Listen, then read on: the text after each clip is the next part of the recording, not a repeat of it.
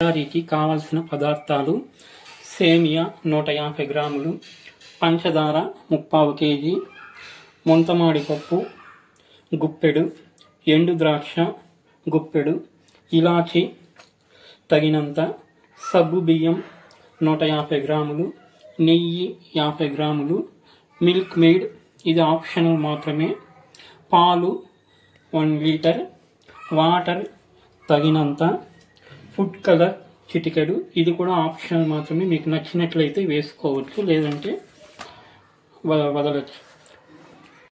వెలిగించి పాల గిన్నెను పెట్టి అందులో పాలు పోసి బాగా మరిగించి స్టవ్ కట్టేయాలి. తర్వాత స్టవ్ వెలిగించి మరి ఒక బాణలిని పెట్టి అందులో నెయ్యి 2 స్పూన్లు వేయాలి.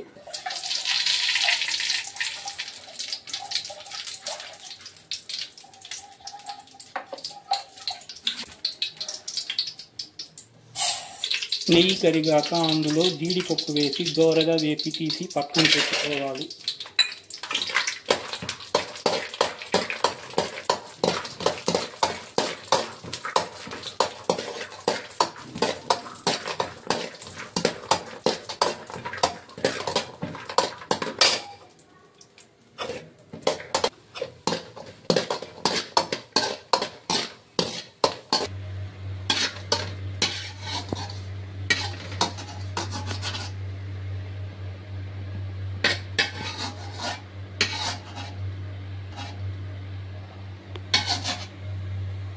తర్వాత అందులోని ద్రాక్షను వేసి దోరగా వేపి తీసి పక్కన పెట్టుకోవాలి.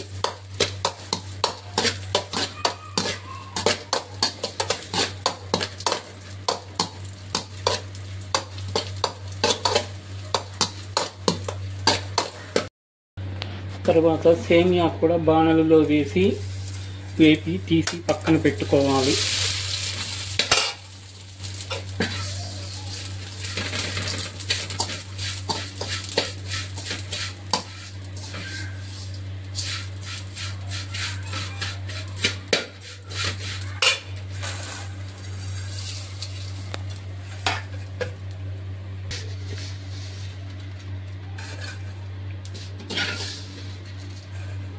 వేయించిన సేమియాను మరొక ప్లేట్లోకి తీసుకొని పక్కన పెట్టుకోవాలి.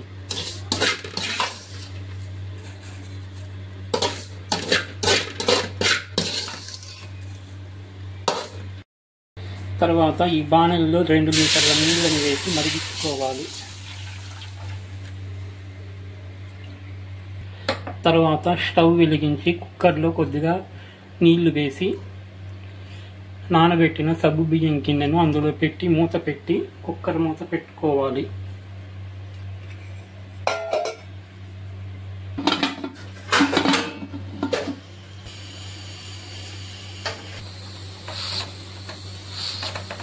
కుక్కర్లో ప్రెషర్ వచ్చిన తర్వాత వెయిట్ పెట్టి 2 నిమిషాల తర్వాత స్టవ్ కట్టేయాలి.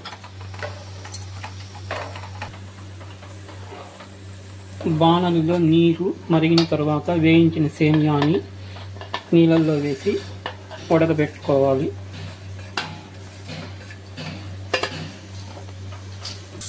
జార్లో వేసి చక్కెర 2 స్పూన్లు వేసి పొడి తయారు చేసి పెట్టుకోవాలి.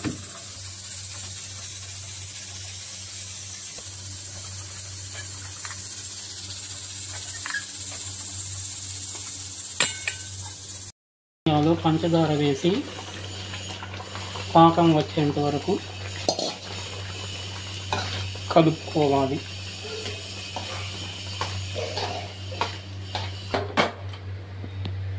కుక్కర్ దిగినాక కుక్కర్ మూత తీసి కుక్కర్లో ఉన్న సబ్బు బియ్యాన్ని తీసి సేమియాలో వేసి కలుపుకోవాలి.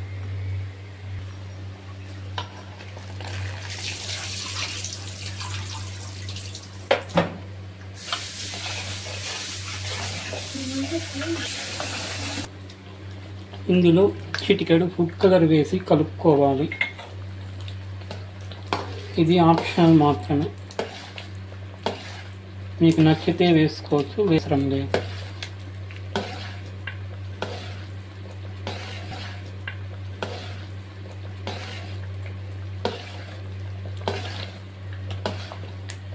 పొడి చేసి పెట్టుకున్న ఇలాచీ పొడిని పాలల్లో వేసి కలిపి పెట్టుకోవాలి.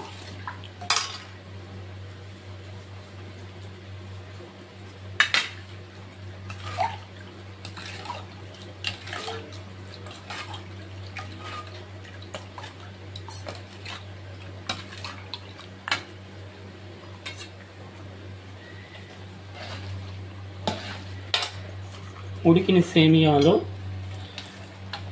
ఎండు ద్రాక్ష, జీడిపప్పుని వేసి కలుపుకోవాలి. ఇందులోనే కండెన్స్డ్ మిల్క్ని 50 గ్రాములు వేసి కలుపుకోవాలి.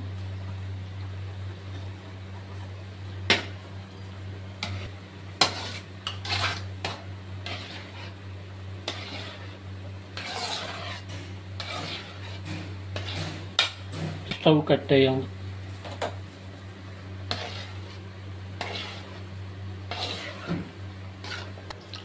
ఈ పాల పాత్రలో చిటికెడు పచ్చకర్పూరం వేసి కలుపుకోవాలి. ఇది ఓన్లీ స్మెల్ కోసం మాత్రమే. మీకు నచ్చితే కలుపుకోవచ్చు, లేదంటే ఇది ఆప్షనల్ మాత్రమే.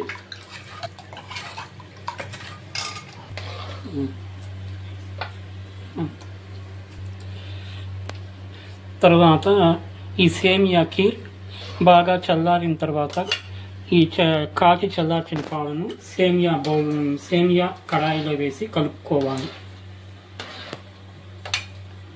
చివరగా ఈ సేమియా ఖీర్లో ఈ పాలను వేసి మిక్స్ చేసి కలిపి పక్కన పెట్టుకోవాలి.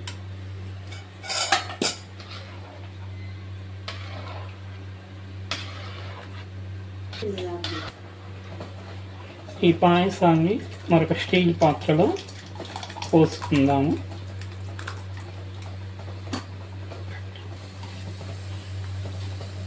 ఎంతో రుచికరమైన పాల పాయసం రెడీ అయింది.